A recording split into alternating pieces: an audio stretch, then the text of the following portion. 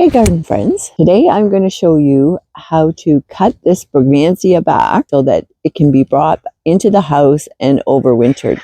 If you're new here, my name is Bev and my channel is Life's Better in the Garden. Now this Brug has done quite well out here. I'm in zone 6A and we've had some really cool nights, but tonight it's actually supposed to go down to -1, so today is the day that this must come inside because I don't want the frost to touch the plant and put it into a shock that it might not come back from. So in this video, I'm going to be showing you how I'm going to be cutting back and how I'm going to be saving the stalks to actually propagate new plants to start early in the spring. I will probably plant them maybe January or February. And actually, this one actually came from a stalk that I propagated and grew. And then this is what I've got. And this plant is about 2 years old, I think. I think this is its second summer. So let's get started. I get my gloves on. My hands are getting very cold out here. So now I'm going to show you where I cut it off last year. So as you can see the stalk here, that was cut last year. And then as I move up the plant here, as you can see here and here is where I cut.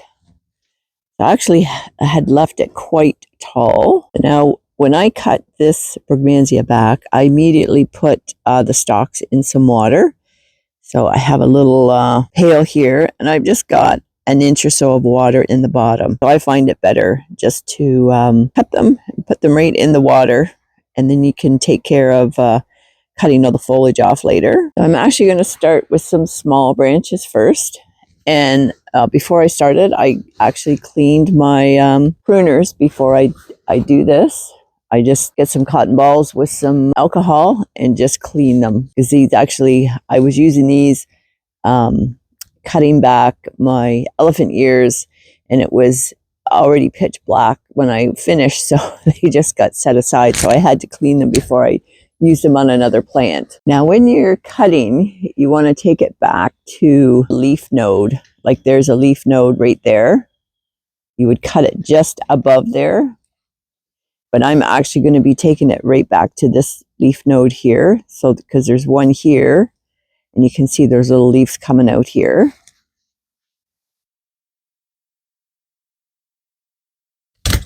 Okay, and then as you can see, there's another leaf node here and another one here. So I'm going to be snipping both of those there. Okay. So as I get over here, and there's the leaf node. So I'm just going to be snipping just above it.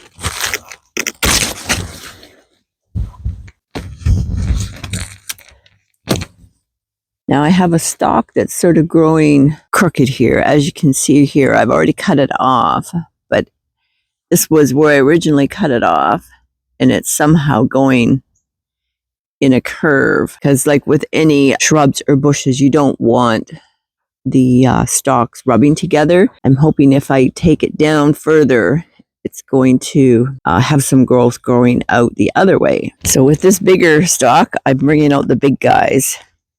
And like I say, I'm just going to take this right down, right above here.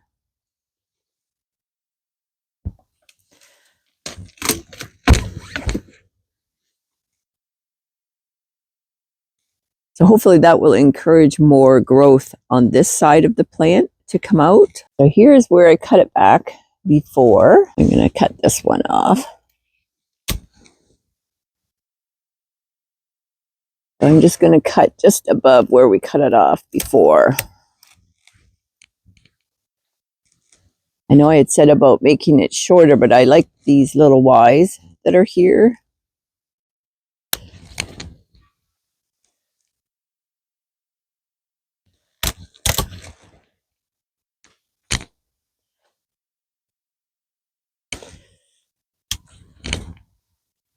And again, we got the little Ys here, so I'm going to cut them back to right there as well.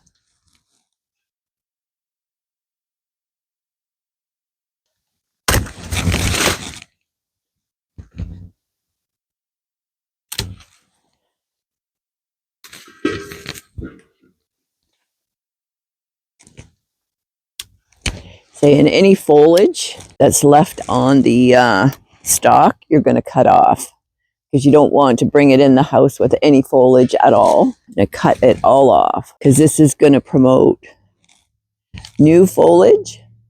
And then usually in January or early part of January, whatever foliage has grown, I will cut it off again.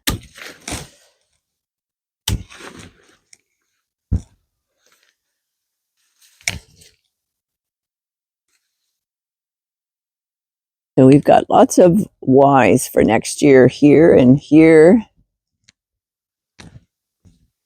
And then over here, I've already cut that off, so I'm going to cut it off here. And again, all of this foliage is going to come off. Say, and right here, you sort of got a wonky one coming out here. So I'm going to cut that back as far as I can, because that's just sort of in a wonky place.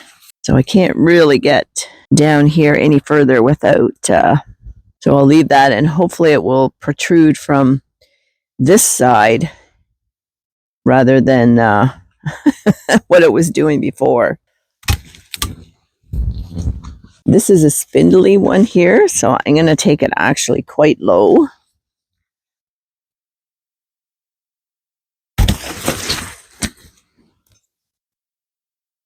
Okay, and all this little foliage here, I'm just going to take it right back.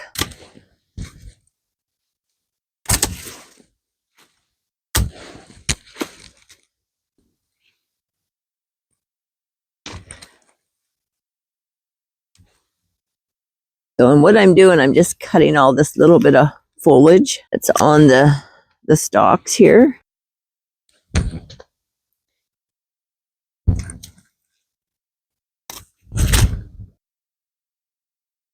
Say, I'm going to be overwintering this in a heated plant room with grow lights. Now, if you're going to overwinter it into a garage that doesn't freeze and it's going to go dormant, you still want to cut everything off. Some people may bring in their Brugmansias with the leaves, and then within a few weeks, the leaves are all going to fall off anyways.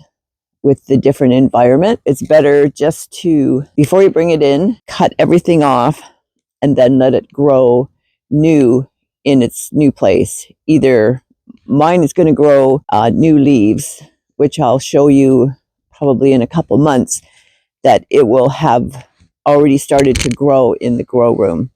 Now, if it's going dormant, you don't want it to grow until maybe March. It's going to start popping out buds, which is fine, and that's when you want to start giving it more water, because if you're leaving it dormant in an unheated garage or a really cool, dark part of your basement, you want to put it in your calendar to give it a cup of water once a month so you don't forget, because it does need a little bit of water, but not a lot when it's going dormant. So, and one thing that I have done before I did all this, was I have been watering it quite a lot with Dawn soap and water. Now, I haven't watered it in a few days. We've had a lot of rain this week, but once I get it in the house, I will water it again with the Dawn soap and the water. And another reason that I'm not watering it is so that it's not as heavy, because my plant room is actually downstairs, so I don't want it too heavy. So here's a look at it up close. Now, there's no foliage on it at all. Now, the only green that you see down there is a little spider plant, which is fine in there. And in a few months, this will have lots of new buds on it. So here's my bucket of water with the Brugmansia stalks in them. So it's not a lot of water in there, but all of the stalk bottoms are in the water. So they should be good until I get a chance to cut all that foliage off. Now, in the comments, shoot me a line if you have a Brugmansia, and do you do the same thing? Or maybe you overwinter them in your garage. I'd be interested to hear your comments on how you overwinter them. Maybe you have a nice big south window that you put yours at. which they would really love that. But again, my name is Bev, and my channel is Life's Better in the Garden. Please give me a like, and don't forget to subscribe so you can follow along for more gardening tips. Until the next one, bye for now.